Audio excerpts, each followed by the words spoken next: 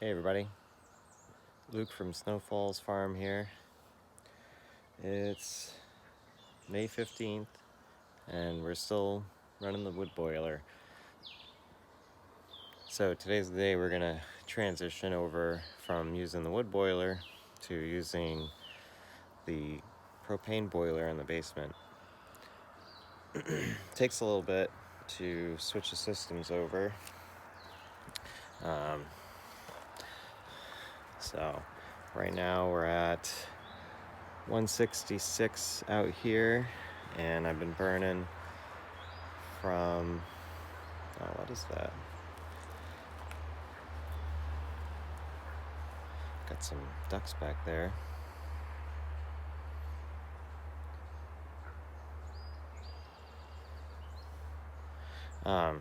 So I've been burning stuff we cut last fall, and we got a pile that we're working on of new stuff. Once I get the splitter running again. Splitter's been giving me a hard time. Won't stay running for very long, so we got to get that sorted out.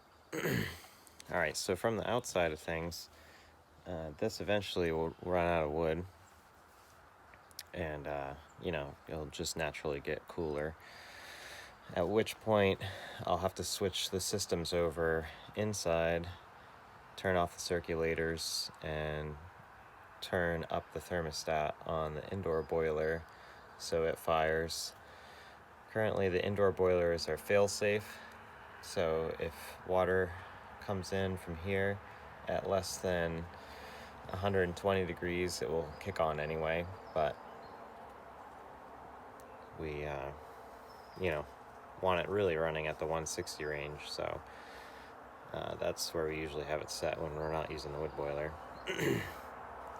I'm just, I think we could continue using the wood boiler, but I need to do a real good cleaning on it. And during the summer, if it's 70, 80 degrees all the time, it's really not going to fire up ever. It would just be used to heat our hot water. So let's take a look at the firebox now. Oh yeah, that's going to go for a while.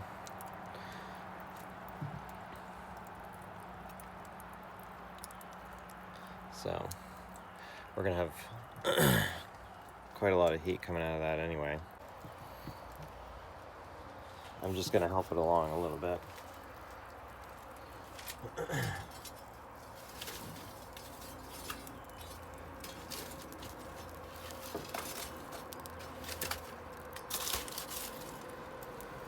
Got 3 good pieces in there.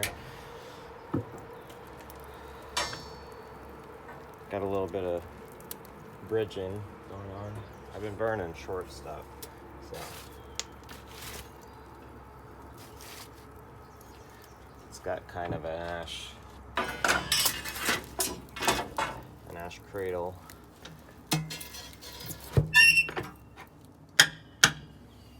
Alright, so this will probably take all day to actually get it to shut down correctly. I'll just keep an eye on it, and when it's ready to go for the boiler inside, then we'll go for the boiler inside, and that way we'll be all set for the summer. Get this thing cleaned out. I did have a piece of fire brick come down through. I think it's a supporting piece, but so I got to get in there and check that. The brick layout for this thing it changed for this boiler, because this has 4 gasification vents that go kind of perpendicular to the firebox. They changed it later so it runs in line with the firebox across the bottom, so you get a chamber that goes the whole length.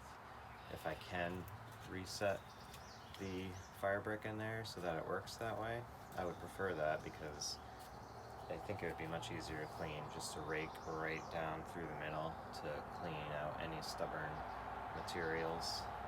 So, and then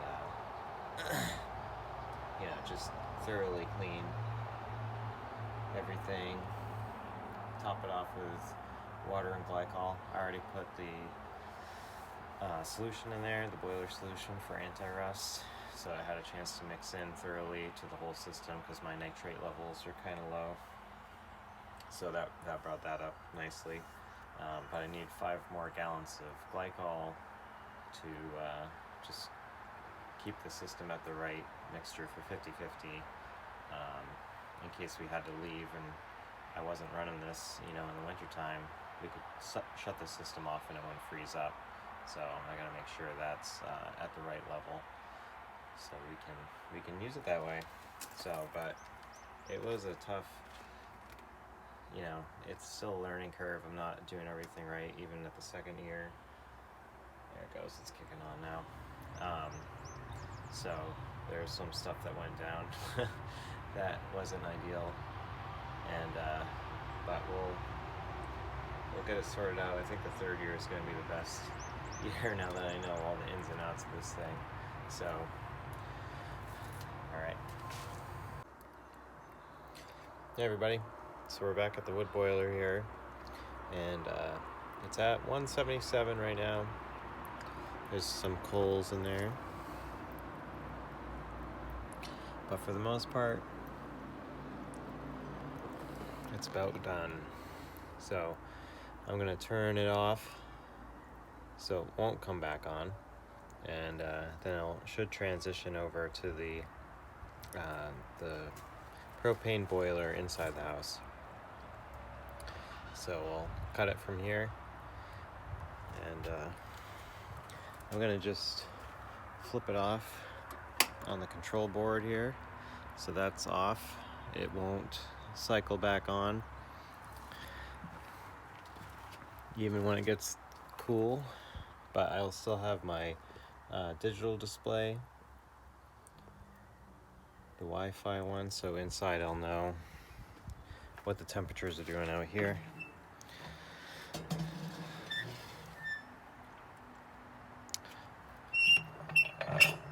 So I didn't cover this in one of my other videos, but we had to reseal this door with a gasket material, and I got some 5/8 gasket rope, and it wasn't thick enough, so this door takes like an inch thick gasket rope to seal it.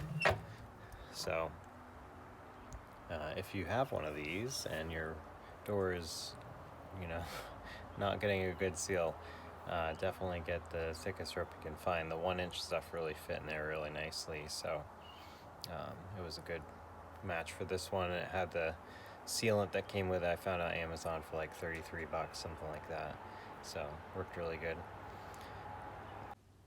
Got this bird over here in the tree. She's waiting for me to leave. I think she's making a nest in here somewhere. Are you a mama bird? Are you making a nest? Do you have eggs in here?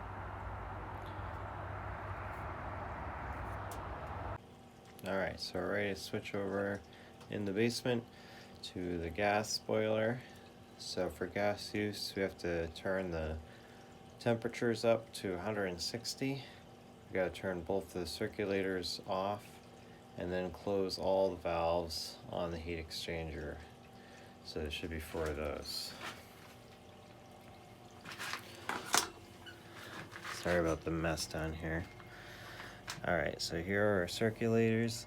You can see that one is for the wood boiler circulator and one is for the gas. So that is the gas is off, the wood boiler is off. Here's the thermostat. I'm gonna turn this up to 160.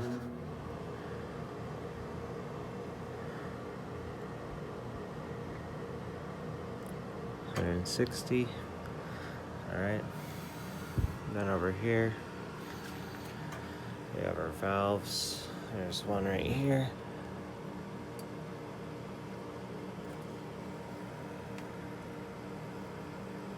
And one right here.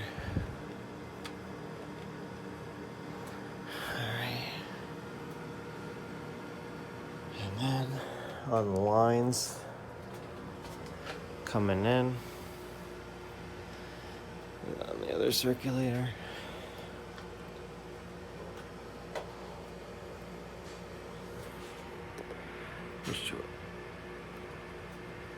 Which way do you turn?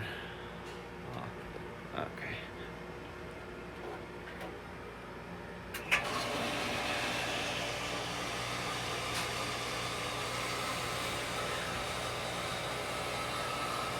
That one's stuck. That's all there is to it. That's our direct vent there. No smoke. Looks like it's running good. So now we're all switched over to propane.